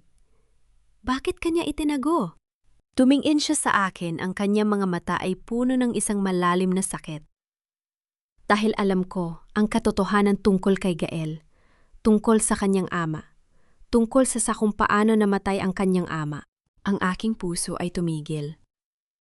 Ano ang ibig mong sabihin? Hindi ito aksidente? Bulong niya. Ang pagkamatay ng ama ni Gael, ito ay pinlano ni Consuelo. Gusto niyang kontrolin ang imperyo at ang kanyang asawa ay humahadlang. Kaya hindi niya natapos ang pangungusap. Ang kanyang mga mata ay pumikit. Ang kanyang katawan ay bumagsak sa aking mga bisig. Celeste, Celeste. Sigaw ko, ang aking boses ay puno ng takot. Kailangan nating dalhin siya sa ospital.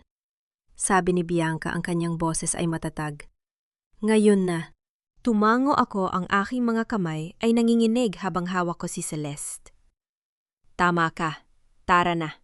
Sa kotse, habang si Bianca ay mabilis na nagmamaneho patungo sa pinakamalapit na ospital, hinawakan ko ang kamay ni Celeste. Ang kanyang balat ay malamig, ang kanyang pulso ay mahina. Lumaban ka, Celeste, bulong ko. Para kay Luna. Para sa iyong anak. Ang kanyang mga mata ay bahagyang bumukas, ang kanyang mga labi ay gumalaw. Luna, nasa kanya ba? Siya si Consuelo ba? Buhat siya ni Marites. Mabilis kong sabi. Ligtas siya. Nasa mabuting kamay siya. Ang kanyang mga mata ay pumikit, ang kanyang mukha ay nagkalamat sa kaluwagan. Salamat, salamat Isabel. Dumating kami sa ospital makalipas ang 30 minuto. Ang mga doktor ay mabilis na kinuha si Celeste, ang kanyang katawan ay dinala sa emergency room. Umupo ako sa waiting area, ang aking mga kamay ay nanginginig, ang aking isipan ay puno ng mga tanong. Okay ka lang ba? Tanong ni Bianca na nakaupo sa tabi ko. Umiling ako. Hindi ako okay. Ang lahat ay kasinungalingan. Ang aking biyenan, siya ay isang mamamatay tao. Alam ko.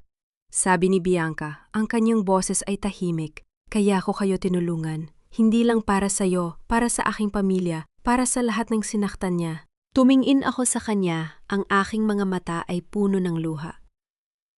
Bianca, salamat. Hindi ko alam kung paano. Huwag mo nang pasalamatan. Putol niya, ang kanyang boses ay malambot. Ginawa ko ito dahil gusto kong maging mas mabuting tao.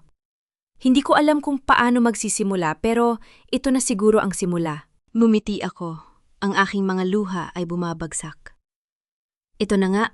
Makalipas ang 1 oras, lumabas ang doktor. Ang pasyente ay stable, sabi niya. Pero kailangan niya ng pahinga. Maari ninyo siyang makita sandali? Tumakbo ako sa kanyang silid. Ang aking puso ay puno ng pag-asa at takot. Si Celeste ay nakahiga sa kama. Ang kanyang mukha ay maputla, ngunit ang kanyang mga mata ay bukas. Isabel. Bulong niya, ang kanyang boses ay mahina. Kailangan mong malaman ang lahat.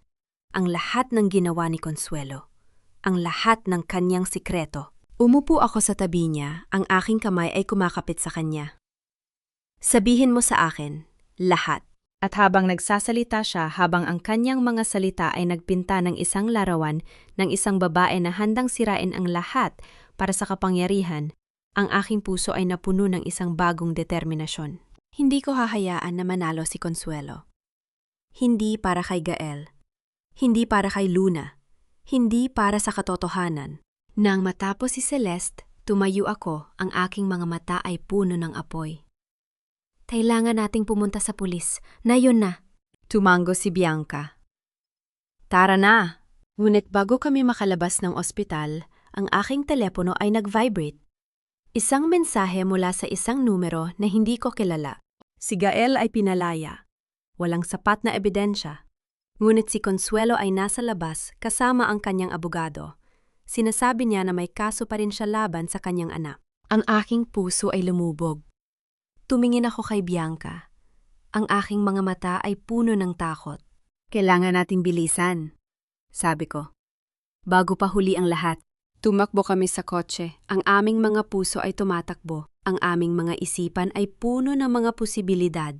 Nang makarating kami sa himpilan ng pulis, nakita namin si Gael nakatayo sa labas. Ang kanyang mukha ay pagod. Ngunit ang kanyang mga mata ay puno ng pag-asa. Isabel, Sigaw niya, ang kanyang mga bisig ay bumukas. tumakbo ako sa kanya. Ang aking mga luha ay bumabagsak. Gael, ligtas ka! Oo. Bulong niya, ang kanyang mga bisig ay pumulupot sa akin. Ngunit, hindi yan natapos ang pangunusap. Sa likod namin, isang pamilyar na boses ang sumalubong sa hangin. May kaso pa rin ako laban sa iyo, anak. Tumingin ako at nakita ko si Doña Consuelo nakatayo sa labas ng kanyang kotse. Ang kanyang mga mata ay malamig at matalim. Sa tabi niya, isang abogado na may hawak na mga papel. Hindi mo kayang sirain ang pamilya natin. Sabi niya, ang kanyang boses ay puno ng babala. Ang aking puso ay tumigil. Tumingin ako kay Gael, ang kanyang mga mata ay puno ng sakit at pagkalito. At sa gitna ng lahat, sa gitna ng mga kasinungalingan, sa gitna ng mga lihim, sa gitna ng isang pamilya na handang sirain ang lahat, alam kong ang laban na ito ay hindi pa tapos. Ang katotohanan ay nasa aming mga kamay. Ngunit ang kapangyarihan ay nasa kanya. At habang nakatayo ako sa pagitan ng dalawang mundo, ang mundo ng aking asawa at ang mundo ng aking biyen, ang alam kong kailangan kong pumili. At ang pagpili na iyon ay magbabago sa lahat. Nakatayo ako sa harap ng himpilan ng pulis. Nararamdaman ko ang bigat ng bawat hakbang na papalapit sa akin. Si Doña Consuelo, ang babaeng pumatay sa sariling asawa. Ang babaeng nagpakulong sa sariling anak, nakatayo roon na parang walang kasalanan. Hawak ang mga papel na parang sandata. May kaso pa rin ako laban sa iyo, Gael. Sabi niya, ang boses ay malamig na parang yelo. Hindi mo kayang sirain ang pamilya natin. Naramdaman ko ang paghigpit ng kamay ni Gael sa akin. Ang kanyang mukha ay pagod, pero may apoy pa rin sa kanyang mga mata. Ngunit bago pa siya makapagsalita, inilagay ko ang aking kamay sa kanyang dibdib, pinipigilan siya. Sandali, bulong ko. Ako na. Tumikhim ako, hinarap si Consuelo. Ang kanyang abogado ay nakatayo sa tabi niya, bitbit ang isang folder na puno ng mga dokumento. Nakita ko ang kanyang mga mata, walang kahit anong pagsisisi, walang kahit anong takot. Tanging ang kalmadong kumpiyansa ng isang taong sanay, laging manalo. Meron akong ebidensya. Sabi ko, ang boses ko ay matatag kahit na nanginginig ang aking mga tuhod. Lahat ng ebidensya. Napatingin sa akin si Consuelo, ang kanyang mga mata ay kumislap ng kaunti. Anong ebidensya ang mga salita ng isang baliw na babae na nawala ng 10 taon? Hindi lang yon, Sagot ko. Meron akong liham ni Celeste. Meron akong kanyang testimonya. At meron akong recording ng pag-amin mo. Sa unang pagkakataon, nakita ko ang isang bitak sa kanyang maskara. Ang kanyang panga ay nanigas, ang kanyang mga mata ay nagliit. Wala kang... Inaresto kita, Consuelo. Putol ko, ang boses ko ay malinaw at malakas. Hindi ako si Gael. Hindi ako ang anak na natatakot sa'yo. Ako ang babaeng nakakita ng lahat ng kasinungalingan mo at hindi ko nahahayaang masira mo pa ang pamilyang ito. Hindi ko alam kung saan ko nakuha ang lakas na yon. Siguro mula sa 10 taon ng pagtitiis ni Celeste. Siguro mula sa mga gabing ginugol ko sa pag-iisip kung paano iligtas si Gael. Siguro mula sa lahat ng oras na pinaniwalaan akong mahina dahil lamang sa pinili kong maging mabait. Tumalikod ako sa kanya, hinarap ang mga pulis. Narito ang lahat ng ebidensya. Ang liham, ang testimonya ni Celeste at ang recording ng pag-amin ni Doña Consuelo. Ang mga pulis ay mabilis na kumuha ng mga dokumento. Nakita ko ang mukha ni Consuelo na unti-unting namumutla habang binabasa nila ang liham. Ang kanyang abogado ay nagsimulang magsalita, ngunit hindi na siya pinakinggan ng mga pulis. Kailangan naming dalhin kayo para sa kustodiya, Doña Consuelo, sabi ng isang opisyal. Hindi ninyo magagawa. Sigaw niya, ang kanyang boses ay pumutok. Alam ba ninyo kung sino ako? Alam ba ninyo kung magkano ang... Alam namin, putol ng opisyal. At iyan ang dahilan kung bakit kailangan namin gawin ito ng tama. Nakita ko ang sandali na nasira ang lahat ng kapangyarihan ni Consuelo. Ang kanyang mga mata ay lumibot, naghahanap ng isang taong makakatulton, ngunit walang dumating. Ang kanyang abogado ay nagsimulang tumawag ng ibang tao, ngunit ang kanyang boses ay nanginginig na rin. Habang dinadala siya ng mga pulis, tumingin siya sa akin. Sa kanyang mga mata, nakita ko ang isang bagay na hindi ko inaasahan. Hindi galit, hindi put, kundi isang bagay na parang paggalito. Bakit? Tanong niya ang boses ay halos hindi marinig. Bakit mo ito ginagawa? Anak mo ba siya? Hindi ako sumagot. Tiningnan ko lang siya, ang aking mga mata ay walang pot. Hindi kailangan ng dahilan para maging mabuti, sabi ko. Natutunan ko yan. Makalipas ang isang oras, nakatayo ako sa labas ng silid ni Celeste sa ospital. Si Gael ay nasa tabi ko. Ang kanyang kamay ay nakahawak sa akin. Ang kanyang mga mata ay puno ng mga tanong na hindi niya kayang itanong. Ano ang gagawin natin? Tanong niya, ang boses ay mahina. Kakausapin natin siya, sagot ko. Kailangan mong makita siya, Gael. Kailangan mong marinig ang kanyang kwento. Tumango siya. Ngunit makita ko ang takot sa kanyang mga mata. 10 taon niyang inakala na iniwan siya ng kanyang ina. 10 taon niyang dinala ang sakit na yon. At ngayon nalaman niyang kasinungalingan ang lahat. Binuksan ko ang pinto. Si Celeste ay nakaupo sa kama. Ang kanyang mukha ay mas maliwanag kaysa kanina. Nang makita niya si Gael, ang kanyang mga mata ay napuno ng luha. Gael, bulong niya, ang kanyang boses ay nanginginig. Anak ko. Nakita ko ang pag-aalinlangan sa mukha ni Gael. 10 taon ng sakit ay hindi nawawala sa isang saglit. Ngunit dahan-dahan, hakbang-hakbang, lumapit siya sa kama. Nanay, Sabi niya, ang boses ay pumutok. bakit hindi mo sinabi sa akin? Bakit mo ako iniwan? Umiling si Celeste, ang mga luha ay bumabagsak sa kanyang mga pisngi. Hindi kita iniwan, Gael. Kinuha ako ni Consuelo. Pinagbantaan niya ako, kung hindi ako mawawala, may mangyayari sa'yo. Kaya umalis ako. Para protektahan ka. Nakita ko ang pagbagsak ng mga balikat ni Gael. Ang lahat ng galit, lahat ng sakit, lahat ng taon ng pagdududa, lahat ito ay natunaw sa isang yakap. Umiiyak siya. Hawak ang kanyang ina, habang si Celeste ay hinahaplos ang kanyang buhok tulad ng isang inang. Hinihintay ang kanyang anak na umuwi. Tumingin sa akin si Celeste. Ang kanyang mga mata ay puno ng pasasalamat. Salamat, Isabel. Hindi mo ako kilala pero iniligtas mo ako. Numiti ako. Ang aking mga mata ay puno ng luha. Hindi kailangan ng dahilan para maging mabuti. Tumango siya at sa sandaling yon, naramdaman ko na ang isang bagay ay nagbago. Hindi lamang sa kanila, kundi sa akin. Sa lahat ng oras na pinaniwalaan kong ang pagiging mabait ay nangangahulugang mahina, nakita ko ngayon na ito ang pinakamalakas na bagay na magagawa ng isang tao. Nang gabing, iyon nakaupo ako sa lobby ng ospital, naghihintay. Hindi ko alam kung bakit, ngunit alam kong darating siya. At tama ako, makalipas ang ilang minuto nakita ko si Bianca na naglalakad papunta sa akin. Ang kanyang mga kamay ay nakakuyom sa kanyang tagiliran. Isabel, sabi niya, ang boses ay mahina. Kailangan kitang kausapin. Tumango ako, itinuro ang upuan sa tabi ko. Umupo ka. Umupo siya, ngunit hindi siya nakatingin sa akin. Ang kanyang mga mata ay nakatitig sa sahig. Ang kanyang mga balikat ay tense. Alam kong hindi ko ito karapat-dapat. Simula niya, ang boses ay nanginginig. Alam kong lahat ng ginawa ko, ang lahat ng kasamaan na ipinakita ko sa'yo, hindi ko ito maaring bawiin. Ngunit, Bianca! Putol ko, ang boses ay malambot. Tumingin ka sa akin. Dahan-dahan itinaas niya ang kanyang mga mata. Nakita ko ang mga ito puno ng luha, puno ng sakit, puno ng isang bagay na hindi ko inaasahan, taos-pusong pagsisisi. Sinasabi ko ito ngayon, hindi dahil gusto kong patawarin mo ako. Sabi niya, ang boses ay pumutok.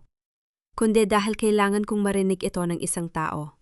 Pasensya na, Isabel. Pasensya na sa lahat ng ginawa ko sa'yo. Pasensya na sa pagtrato ko sa'yo na parang wala kang halaga. Pasensya na sa lahat. Naramdaman ko ang isang bagay sa aking dibdib, isang bagay na hindi ko inaasahan.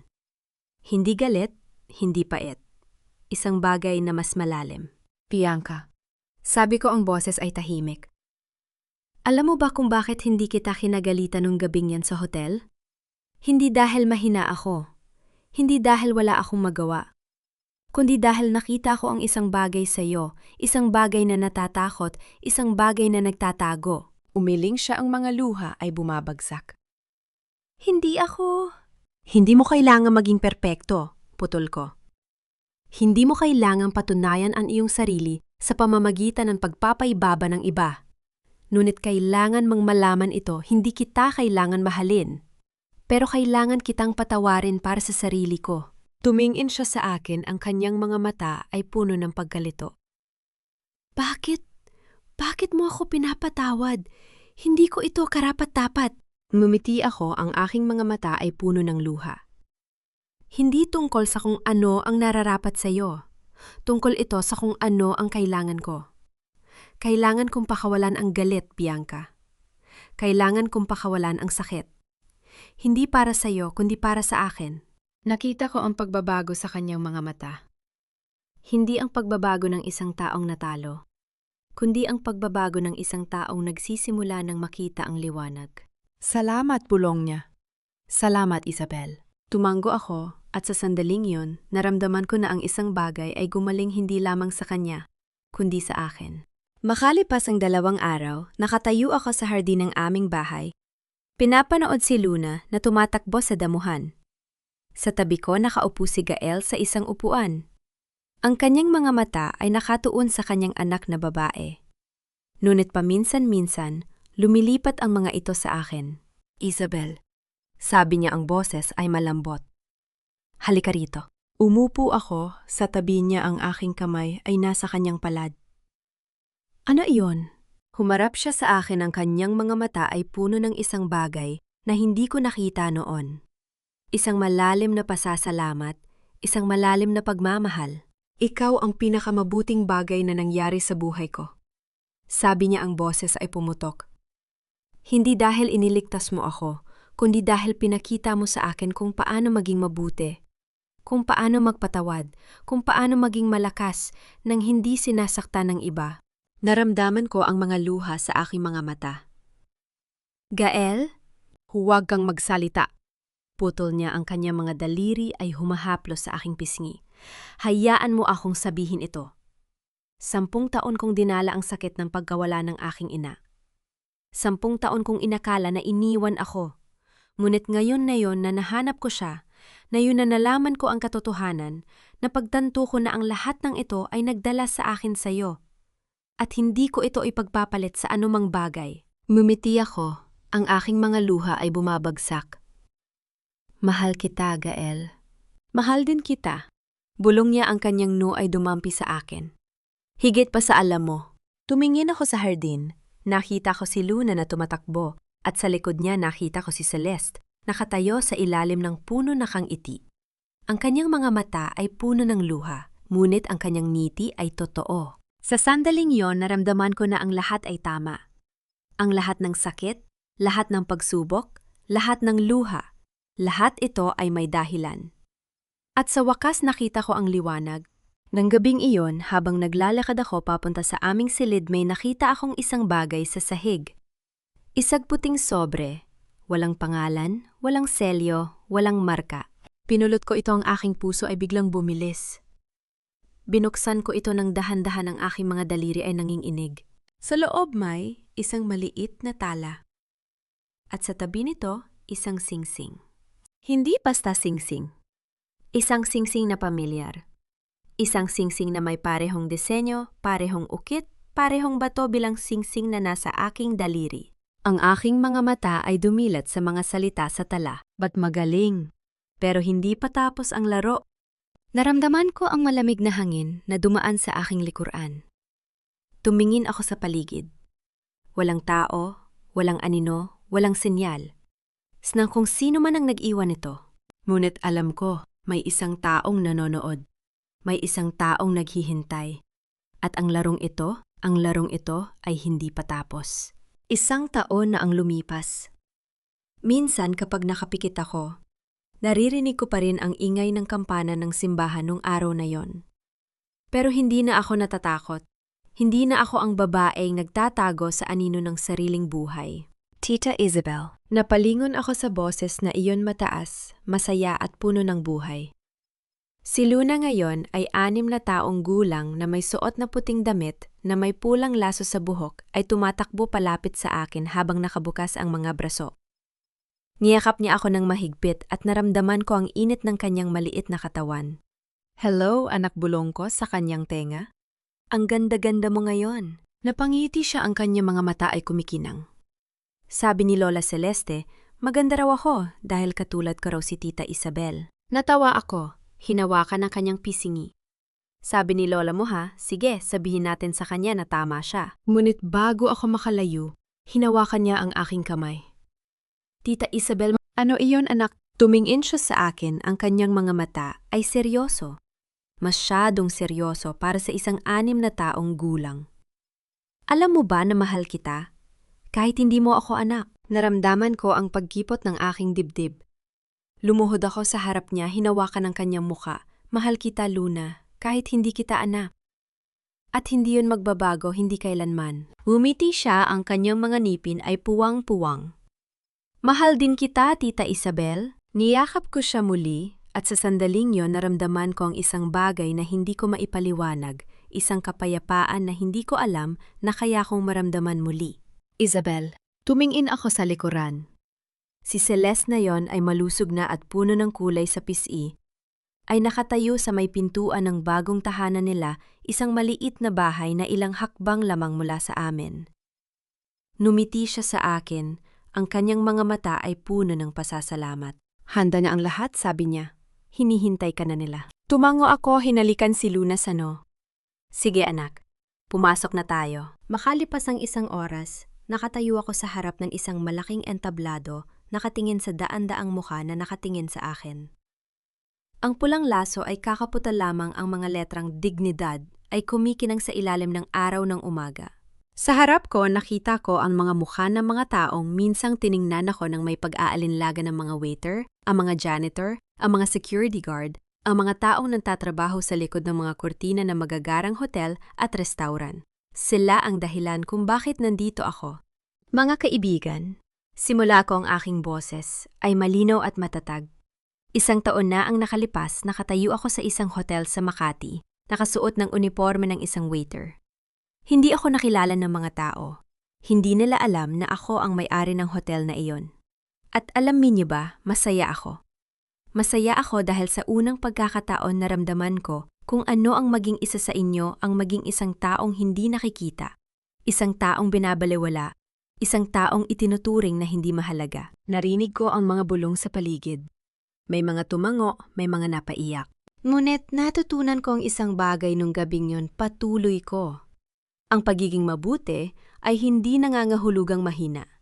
Ang pagpapatawad ay hindi nangangahulugang nakalimot.